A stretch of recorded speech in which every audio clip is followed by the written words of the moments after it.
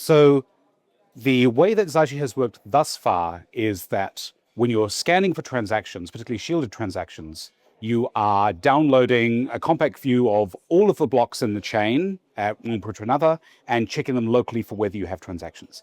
That's sufficient to know that you have money and be able to spend it. However, when you then needed to fetch the full transaction, say if you wanted to know if there was a memo present, that was then fetched directly from the Lightwallet server. And that obviously leaks to the Lightwallet server that you are interested in that particular transaction. It doesn't know why you're interested, but it knows that that transaction is interesting to you. On the flip side, when you create and spend some funds, you are then submitting a transaction to Lightwallet to then broadcast to the wider network.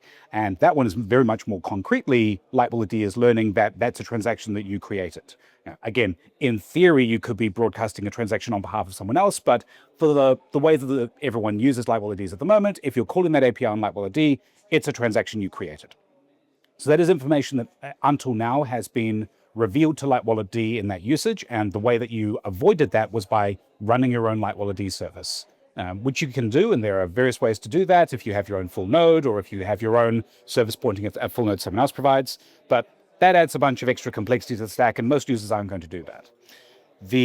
What fetching and submitting over Tor does is that these wallet-specific interactions with the server now, they see the transaction like before, but they no longer see the IP address of the wallet that is performing that interaction.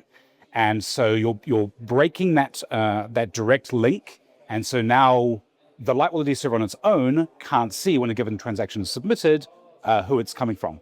You are still potentially have, like if you have a global passive adversary, there are timing attacks and things to consider. The normal things that the Tor network, the limitations of what Tor has. But it gives a significant privacy improvement compared to what is currently the case.